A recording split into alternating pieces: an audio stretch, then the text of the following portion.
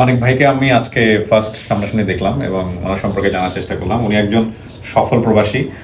আজকে আমি আরজে কিবরিয়া ভাইয়ের শোতে যাইতেছি, যে মানুষটার শো দেখতে দেখতে বড় হয়েছে। আগে আমি অনেক আরজে কিবরিয়া ভাইয়ের জীবনের গল্প শুনতাম, যে জীবনের গল্পগুলো শুনতে শুনতে আমার চোখ দিয়ে পানি বের হতো। আজকে আরজে কিবরিয়া ভাইয়ের শোতে আমার জীবনের গল্প বলার জন্য যাইতেছি। আমারও খুব ইচ্ছা ছিল আরজে কিবরিয়া ভাইয়ের শোতে গিয়ে আমার জীবনের গল্প বলবো, তাই আজকে আরজে কিবরিয়া ভাইয়ের ইনভাইটে চলে যাচ্ছি ঢাকা। আপনার জীবনে যদি দুঃখ কষ্ট থাকে তাহলে আপনিও আপনার দুঃখের কথাগুলো কিবরিয়া ভাইয়ের শোতে গিয়ে বলতে পারেন, এমনকি নিজের মনটাকেও পাতলা করতে পারেন। কিবরিয়া ভাই অত্যন্ত ভালো মনের মানুষ। আমাদের সমাজে অনেক মানুষ আছে যাদের জীবনে অনেক দুঃখ কষ্ট আছে, কিন্তু দুঃখ কষ্টগুলো শেয়ার করার মতো কোনো জায়গা পায় না, এমনকি কোনো মানুষ। আপনার জীবনের দুঃখ কষ্ট, জীবনের গল্পগুলো যদি বলতে চান তাহলে অবশ্যই কিবরিয়া ভাইয়ের শোতে চলে যান, যে শোতে গেলে আপনার দুঃখ কষ্টগুলো শেয়ার করে নিজের মনটাকে ফ্রেশ করতে পারে। আপনারা হয়তো অনেকেই দেখে ফেলছেন আমার সেই জীবনের গল্প, অলরেডি আরজে কিবরিয়া ভাইয়ের ফেসবুক পেজ এমনকি ইউটিউব চ্যানেলে আপলোড হয়ে গেছে। আপনারা হয়তো অনেকেই অনেকভাবে মন্তব্য করতে পারেন। আপনারা অনেকেই বলেছেন মানিক মিয়া হয়তো মিথ্যা কথা বলতেছে, এমনকি সত্য কথা বলতেছে, আবার অনেকেই বাজে কমেন্টও করতে, আবার অনেকে সেই কমেন্টে রিপ্লাইও দিতেছে। অনেকে বিশ্বাস করতেছেন, আবার অনেকেই বিশ্বাস করতেছেন না। আসলে কে বিশ্বাস করলো আর কে না করলো সেটা আমার দেখার বিষয়। আমার জীবনে যে কাহিনীগুলো ঘটে গেছে সেই কাহিনীগুলোই আমি কিবরিয়া ভাইয়ের শোতে গিয়ে বলেছি। আমাকে যারা সত্যিই ভালোবাসে তারা হয়তো আমার কথাগুলো বিশ্বাস করেছে, আর যারা আমাকে মন থেকে ভালোই বাসে তাদের মাঝে যদি আমি হাজারো সত্য কথা বলি, সেই সত্য কথাগুলো তাদের কাছে মিথ্যা মনে হয়। ভাই, কেউ গুছিয়ে গুছিয়ে এত মিথ্যা কথা বলতে পারে না। মিথ্যা কথা বলার অভ্যাসও আমার। আর এই শোতে গিয়ে মিথ্যা কথা বললে যে আমি 20-50 হাজার টাকা, লক্ষ লক্ষ টাকা পাবো তাও কিন্তু দিন শেষে আমি একটা কথাই বলতে চাই, আমার জীবনে অনেক দুঃখ কষ্ট গেছে, যে দুঃখ কষ্টের কথাগুলো আমি কখনোই বলতে পারি, এমনকি কোনোদিন বলবো। যাই হোক, কথা বলতে বলতে কিবরিয়া ভাইয়ের স্টুডিওতে চলে আসছি। অলরেডি স্টুডিওর ভিতরে একটা শো চলতেছে, যে কারণে আমাদের এখানে অপেক্ষা করতে হবে। এটাই হচ্ছে আরজে কিবরিয়া ভাইয়ের স্টুডিও, যে স্টুডিওতে মানুষ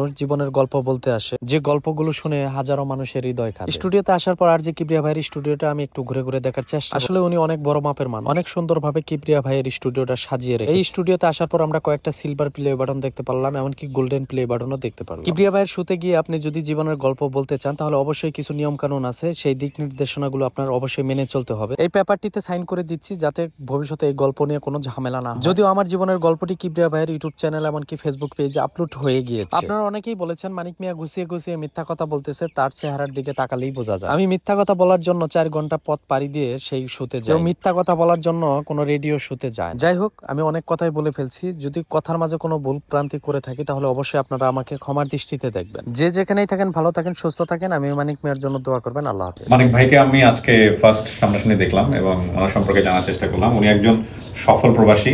ওনার কাজের জন্য অনেক শুভকামনা। আমার মনে হয় দর্শকরা আপনারা অলরেডি দেখে ফেলেছেন ওনার এপিসোড বা দেখবেন, এবং এটা একটা অসাধারণ এপিসোড হলো। দেখা যায় আবার সেই অনেক আগে থেকে আরজে কিবরিয়া ভাইয়ের যে জীবনের গল্প এগুলো কিন্তু আমি শুনতাম অনেক আগে থেকে, প্রবাসে বসে। হ্যাঁ, প্রবাসী থেকে না, আমি বাংলাদেশে থাকতেই শুনতাম। ঠিক আছে, অনেক শুভকামনা। বিয়ে শাদী করছে, একটা বাচ্চা হয়েছে, মেয়ে। হ্যাঁ, পুরো পরিবারের জন্য শুভকামনা। থ্যাংক ইউ ভাই, ভালো থাকেন।